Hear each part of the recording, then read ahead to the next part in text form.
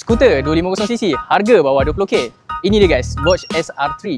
Jom kita tengok. So dari bahagian depan memang aku minat. Korang tengok signal dia menggunakan lampu DRL putus-putus, ada 3. Dan di bawah dia menggunakan lampu LED. Memang cantik. Windshield dia adjustable tapi manual lah.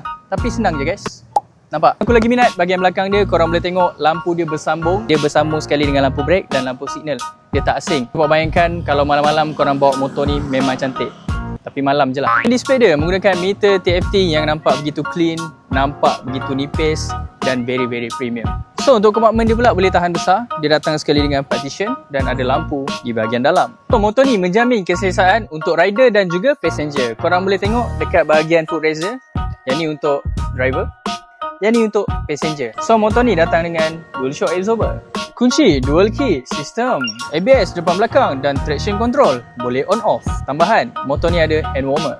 Buat abang yang suka naik genting, kalau tangan korang sejuk, korang boleh on je hand warmer ni. Dijamin selesa. Dia datang sekali dengan charging port. Korang boleh tengok design bahagian tepi, motor ni memang nampak nice. Harga bawah 20,000, korang dah boleh dapat motor spek yang mantap macam ni guys. Mana lagi korang dah dapat? Hanya dapat di sini saja. Macam mana guys? Kalau korang berminat dengan motor ni, korang boleh tekan link di bio ataupun tekan bet biru di bawah. Let's go!